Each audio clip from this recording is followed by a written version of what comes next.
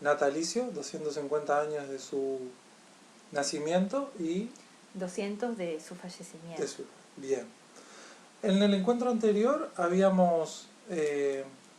había hecho un recorrido por su actuación en el consulado y Gabriela nos había hablado acerca de su actuación en las invasiones inglesas.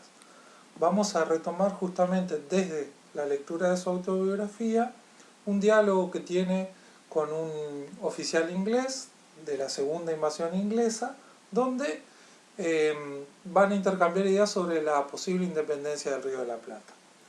Belgrano nos dice que le hice ver a este general inglés cuál era nuestro estado, que ciertamente nosotros queríamos el amo viejo o ninguno, pero que nos faltaba mucho para aspirar a la empresa. ¿Sí? Estamos en 1807 y si Belgrano ya tenía estas ideas, y así como Belgrano varios más, pero que no veían que estuviesen dadas las condiciones, ¿no? En el siguiente párrafo nos dice Belgrano: pasa un año y he ahí que sin que nosotros hubiésemos trabajado para ser independiente, Dios mismo nos presenta la ocasión con los sucesos de 1808 en España y en Bayona. En efecto, avívanse entonces las ideas de libertad e independencia en América, y los americanos empiezan por primera vez a hablar con franqueza de sus derechos, ¿sí? Se refiere a los hechos de Bayona, donde Napoleón invade España y hace abdicar al rey, ¿sí? Y secuestra al rey, ¿verdad?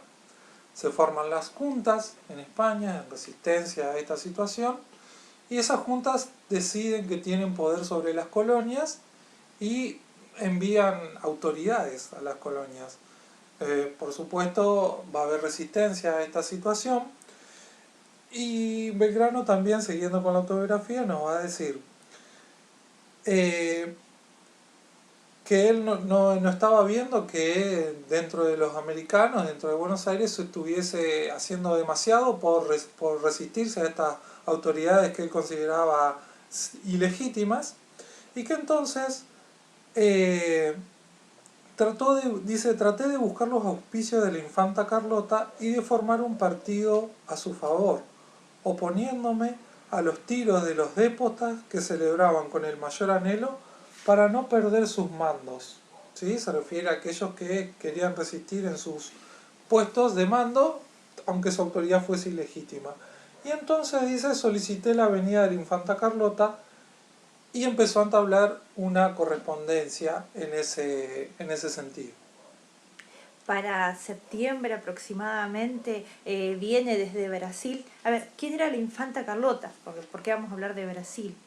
La infanta Carlota se llama Carlota Joaquina de Borbón, es la hermana del rey prisionero Fernando VII, y además es la esposa del regente Juan de Portugal, que por entonces estaba en lo que hoy conocemos como Brasil, ¿sí?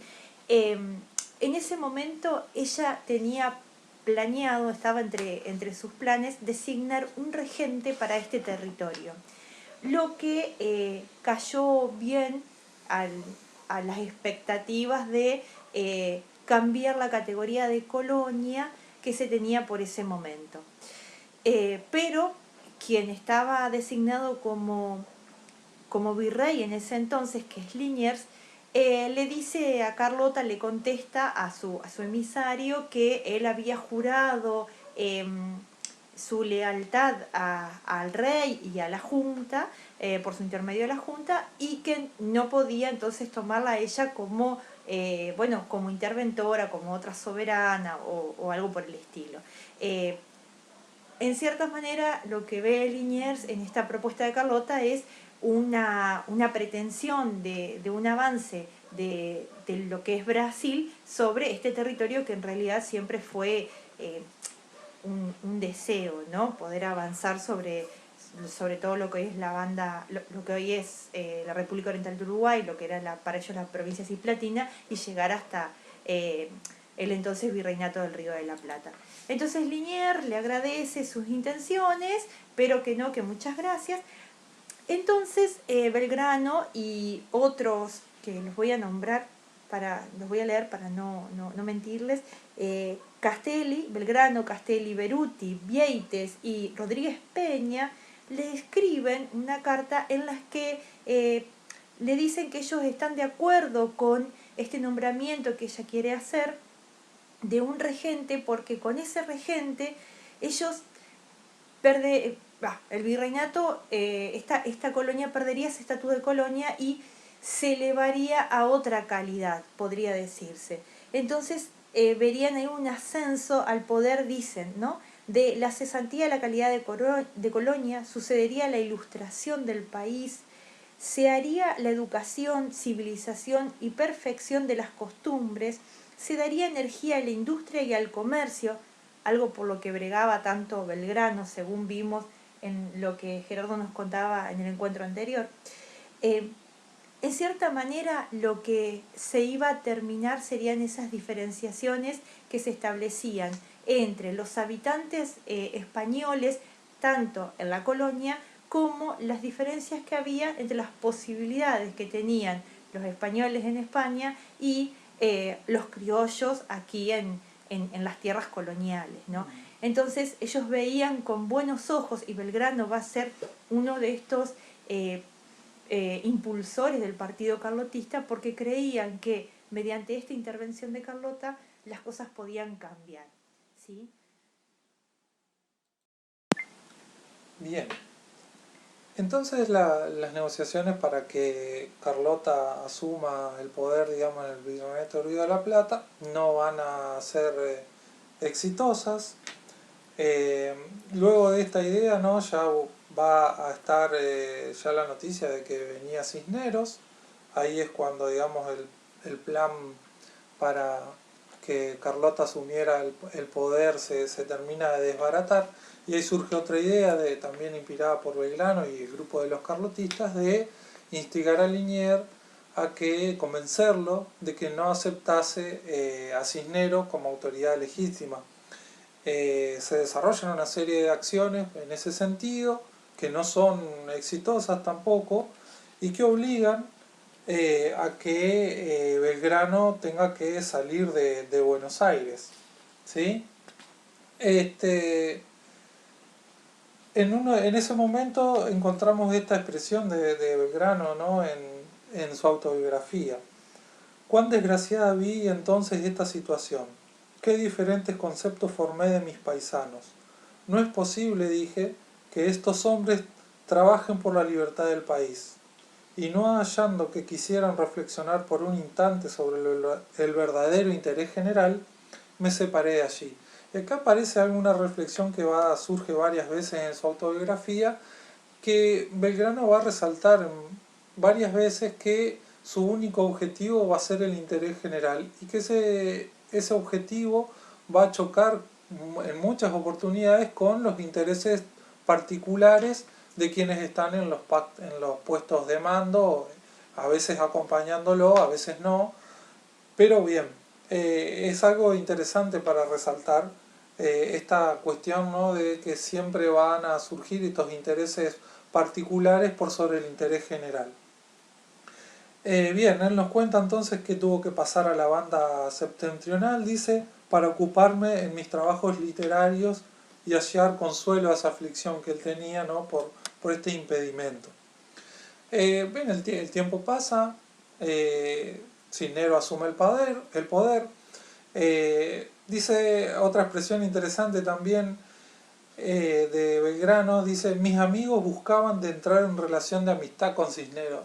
Por un lado, esta cuestión, ¿no? de estos intereses particulares que se interponen sobre los intereses generales, pero también estas relaciones de cercanía, estas expresiones que tiene Belgrano, es decir, mis amigos, no es la única vez que lo dice ahí, sino que él considera, ¿no? a todos los que están en este grupo carlotista y a todos los que después se suman a la independencia, a la revolución y a la independencia, los toma, ¿no?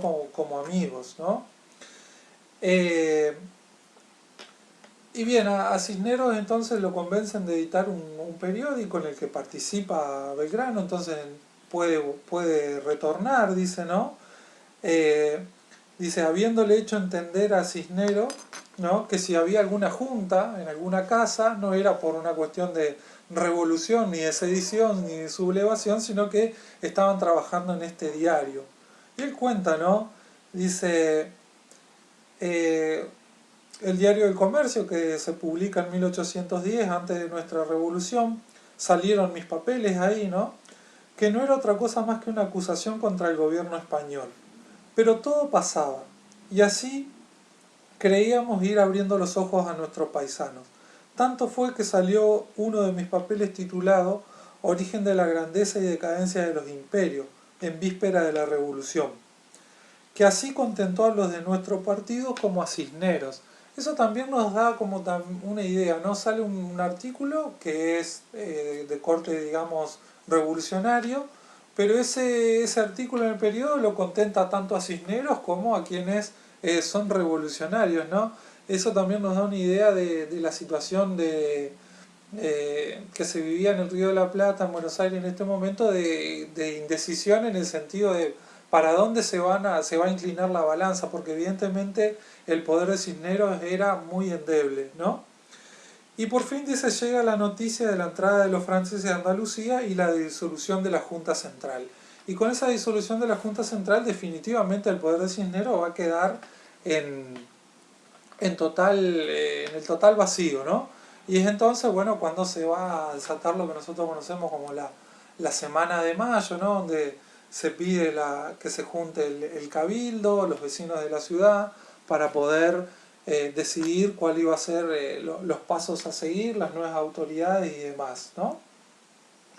Y dice Belgrano, bueno, después de todas las dificultades, todo lo que va a suceder en torno a los hechos de mayo, dice, se vencieron al fin todas las dificultades que más presentaba el estado de mis paisanos que otra cosa, y aunque no siguió la cosa por el rumbo que me había propuesto, apareció una junta de la que yo era vocal, sin saber cómo ni por dónde, en que tampoco tuve poco sentimiento.